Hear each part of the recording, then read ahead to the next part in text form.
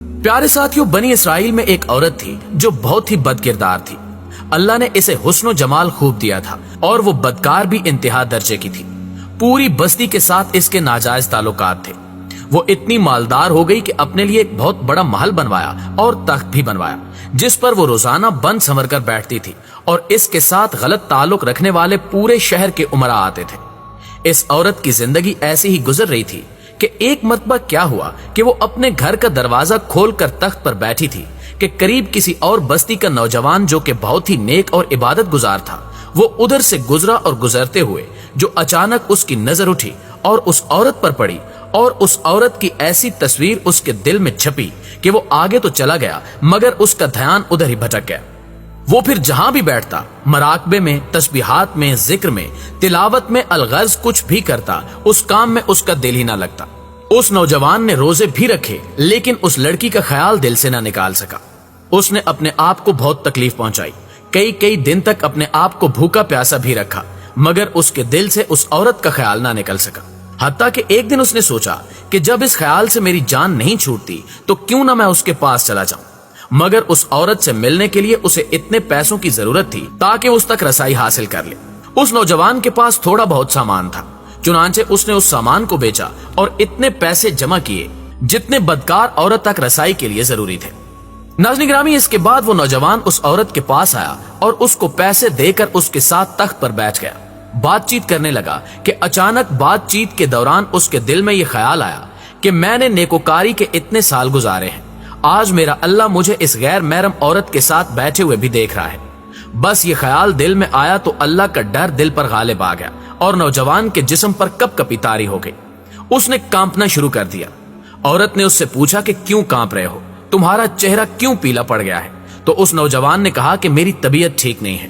تو اس عورت نے کہا کہ تم جس مقصد کے لیے آئے ہو وہ مقصد پورا کر لو اور جاؤ یہاں سے۔ اس نوجوان نے کہا کہ نہیں۔ وہ عورت بہت حیران ہوئی کہ آج تک میں نے اپنی زندگی میں ایسا مرد نہیں دیکھا جو میرے قریب اس طرح آ کر تخت پر بیٹھے اور پھر برائی کیے بغیر ہی چلا جائے۔ حیرت سے بدکار عورت نے اس سے کہا کہ تم کیسے نوجوان ہو؟ مگر اس نوجوان نے کہا کہ جو پیسے میں تمہارے لیے لایا تھا یہ تم رکھ لو اور مجھے جانے دو۔ اس عورت نے کہا کہ تم کون ہو اور کیا ہو؟ اس نوجوان نے بتایا کہ میرا نام فلاں ہے اور فلاں بستی کا رہنے والا ہوں، اور میرے دل میں یہ خیال آیا کہ میں نے اتنی عمر مسلح پر بیٹھ کر گزار دی ہے اور آج میرا رب مجھے تیرے ساتھ بیٹھے ہوئے بھی دیکھ رہا ہے۔ بس اس کے بعد اس نوجوان کی آنکھوں میں آنسو آ گئے اور وہ وہاں سے چل پڑا۔ اس نوجوان کی جو تھوڑی دیر کی صحبت اس عورت کو ملی تھی، اس کی برکت سے اس عورت کے دل میں خیال آیا کہ یہ کنوارا نوجوان اتنا اللہ سے ڈرتا ہے جبکہ اس نے گناہ بھی نہیں کیا، تو میں تو سارا دن اور ساری رات گناہ کرتی رہتی ہوں، میں تو خدا سے ڈرتی بھی نہیں۔ اس کے دل میں شرمندگی پیدا ہوئی کہ کروں تو کیا کروں۔ پیارے دوستو، کچھ دیر سوچنے کے بعد اس بدکار عورت کے دل میں خیال آیا کہ اچھا جاتی ہوں اور حضرت موسیٰ علیہ السلام سے پوچھتی ہوں کہ میرے لیے بھی کوئی توبہ کی گنجائش ہے یا نہیں۔ وہ اپنے گھر سے نکل کھڑی ہوئی۔ اس بدکار عورت کو بستی کا ایک ایک انسان پہچانتا تھا، کیونکہ وہ اتنی نامی گرامی چیز تھی کہ جہاں سے گزرتی لوگ اس کے حسن کو دیکھ کر کھو سے جاتے۔ وہ چلتی جا رہی تھی اور جب اس نے حضرت موسیٰ علیہ السلام کو دیکھا تو وہ اس وقت بنی اسرائیل کے لوگوں کو نصیحت فرما رہے تھے۔ اس نے کسی آدمی کے ذریعے پیغام بھیجا کہ حضرت موسیٰ سے جا کر کہو کہ میں ان سے ملنا چاہتی ہوں۔ اس خدا کے بندے نے سیدھا جا کر سب کے سامنے کہہ دیا کہ حضرت آپ سے فلاں عورت ملنے آئی ہے۔ جب موسیٰ علیہ السلام نے اس بدکار عورت کا نام سنا تو آپ جلال میں آ گئے کہ لوگ کیا سوچتے ہوں گے کہ ایسی عورت ان سے ملنے کیوں آئی ہے، ان کا ان سے کیا تعلق ہے۔ حضرت موسیٰ علیہ السلام نے غصے میں کہا کہ اس سے بول دو کہ وہ وہاں سے چلی جائے، میں اس سے نہیں مل سکتا۔ اس بے وقوف نے آ کر کہا کہ میں نے تمہارا پیغام دیا مگر حضرت موسیٰ علیہ السلام بہت خفا ہو گئے ہیں اور وہ تم سے ملنا نہیں چاہتے۔ وہ عورت ڈر گئی۔ اس نے کہا کہ میری بدکاریاں ایسی ہیں کہ اللہ تو مجھ سے پہلے ہی ناراض ہے، تو اللہ کے نبی بھی مجھ سے بات نہیں کرنا چاہتے، میرے لیے تو اب دنیا میں کوئی ٹھکانہ نہیں ہے۔ بڑے اداس اور بوجھل قدموں کے ساتھ وہ وہاں سے چل پڑی اور واپس اپنے گھر آ گئی۔ اسے سمجھ نہیں آ رہی تھی کہ وہ کیا کرے۔ اب وہ حیران تھی کہ اللہ کے نبی نے بھی مجھ سے بات کرنا گوارا نہیں کیا، میں اتنی گری چیز ہوں کہ وہ مجھ سے بات بھی نہیں کرنا چاہتے۔ اس نے خود کو ایک کمرے میں بند کر لیا۔ اس بدکار عورت نے اپنے کسی بڑے سے سنا ہوا تھا کہ بندہ جب اپنے رب کو منانا چاہے تو اس کو چاہیے کہ وہ اس کے سامنے سجدہ کرے، چنانچہ اس کو اور کوئی طریقہ سمجھ نہیں آ رہا تھا۔ اس نے مصلی بچھایا اور اللہ کے سامنے سجدہ کیا उसे पूरी दुनिया में निजात का कोई और रास्ता नजर नहीं आ रहा था। प्यारे साथियों, फिर अल्लाह की शान देखिए कि उसने सारी रात इबादत में गुजारी। अगले दिन उसके दिल में ख्याल आया कि मैं औरत जात हूं, अकेली इस मकान में नहीं रह सकती। एक मेरी खादमा है, मैं उसे साथ रख लेती हूं। मगर फिर उसने सोचा कि मैं अगर नियत भी कर लूं तो जितने लोगों ने मेरे साथ बदकारियां की हैं वो मुझे यहां नहीं रहने देंगे।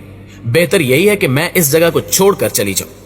उस औरत ने फैसला कर लिया कि मैं यहां से चली जाती हूं। उसने अपने आप को एक सादा कपड़े में लपेटा ताकि कोई कपड़ों और हुस्नो जमाल को न देख सके कि ये कौन जा रही है। फिर उसने सोचा कि औरत जातूं कहां जाऊंगी। दिल में ख्याल आया कि वो नौजवान आया था जिसके दिल में अल्लाह का इतना खौफ था कि वो अल्लाह के डर से कांप रहा था।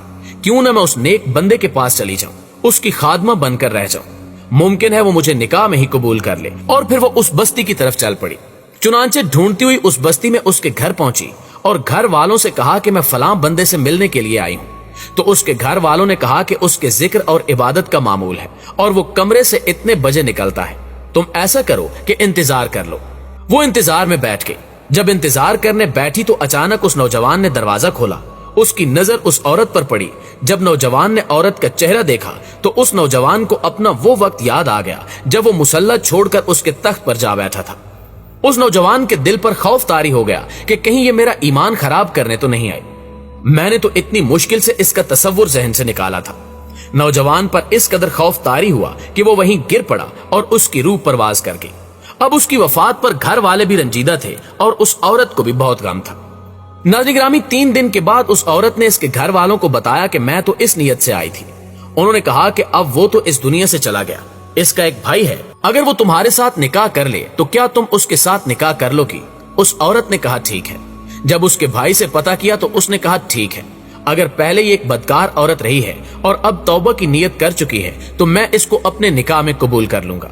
चुनांचे उस औरत का उसके भाई के साथ निकाह हो गया और उस औरत को अल्लाह पाक ने 7 बेटे अता फरमाए और 7 बेटे बनी इसराइल के औलिया में से गुजरे हैं। दोस्तों, ऐसी बदकार औरत भी तौबा करती है तो अल्लाह ताला उसे 7 वलियों की मां बना देते हैं। वो रब कितना गफूर और रहीम है।